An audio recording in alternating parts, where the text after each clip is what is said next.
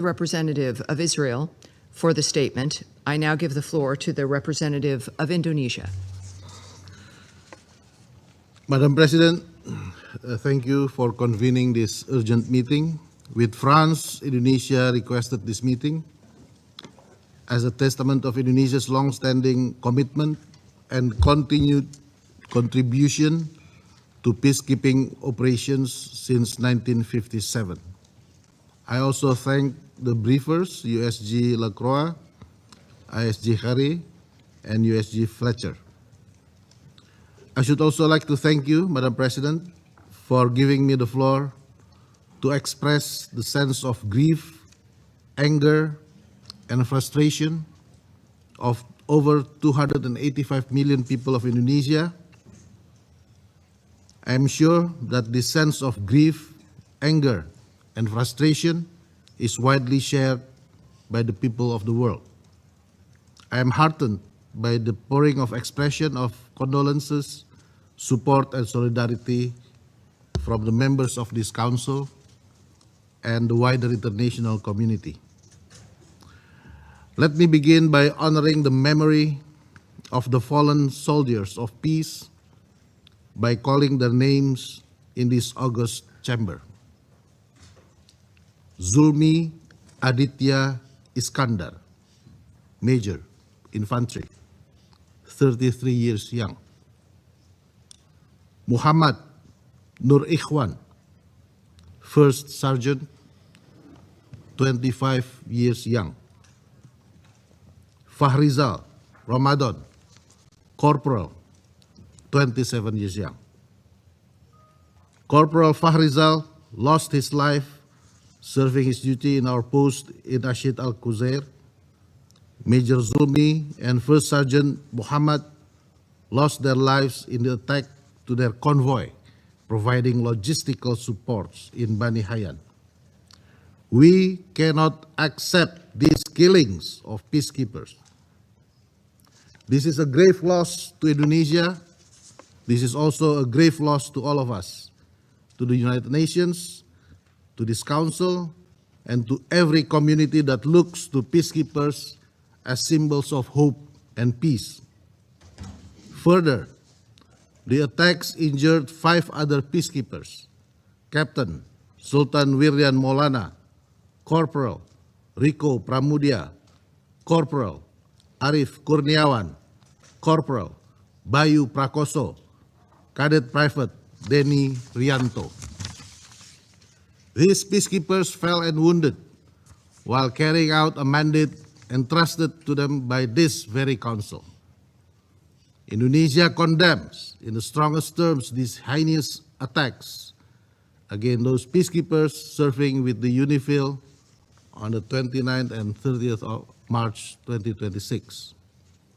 Indonesia urges all relevant actors to ensure the prompt, safe, and dignified repatriation of the remains of the 3 deceased personnel and request the best possible medical treatment and comprehensive care for the 5 injured peacekeepers to ensure their full and swift recovery. Madam President, some detractors have argued that the fallen soldiers were positioned in a zone of active war. But this framing overlooks a fundamental question: who is responsible for creating and sustaining that zone of active hostilities? The current escalation did not arise in vacuum. It stems from repeated incursions by the Israeli military into the territory of Lebanon. Indonesia strongly condemns Israeli attacks in southern Lebanon, which constitute a serious violation against the sovereignty and territorial integrity of Lebanon. Indonesia continues to stand in solidarity with the government and the people of Lebanon. As hostilities in southern Lebanon escalates, attacks against UNIFIL peacekeepers have also increased in recent weeks. These repeated attacks are not mere incidents, but deliberate assaults aimed at undermining the UNIFIL and deterring its ability to fulfill the mandate of Resolution 1701. These attacks also represent a direct threat to international peace and security and may constitute war crimes under international law. We therefore demand an immediate, thorough, and transparent investigation. Let me be clear. We demand investigation by the United Nations, not excuses from Israel. We demand the Security Council to keep abreast of the investigation and to immediately follow up the results. We demand that the perpetrators must be held legally accountable. Immunity must not become the standard, and attacks against peacekeepers must not be repeated nor tolerated. We also demand a firm guarantee from all parties involved, including Israel, to uphold their obligations under international law, to immediately cease attacks and aggressive behavior that endanger UN personnel and property, and to refrain from any action that further escalates the hostilities. Madam President, the safety and security of peacekeepers must remain and continue to be our utmost priority. Amid escalating hostilities, the Council and the Secretary General must immediately implement emergency measures to ensure the full protection of UNIFIL personnel and assets.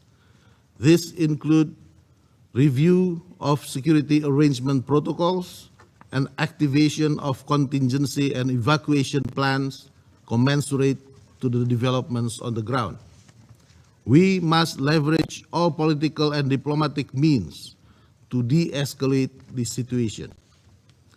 The Security Council must reaffirm the foundational principles that guarantee the safety and security of UN peacekeepers. It is imperative for the Council and the wider international community to take immediate and decisive action to protect those who protect peace.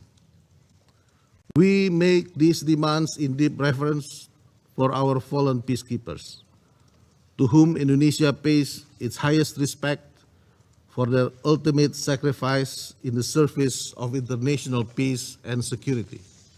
To this end, Indonesia remains committed to contribute to the maintenance of peace and security as our constitutional mandate. Now, we demand the Security Council to act and deliver. Today, the Security Council must speak up with a clear, strong, and unified voice to condemn the attacks against peacekeeping personnel. Today, the Security Council must reaffirm the obligations of all parties to ensure and guarantee the safety and security of peacekeepers. Today, the Security Council must take decisive action to prevent future hostilities and attacks against peacekeepers. No more attacks. Thank you. I thank the representative.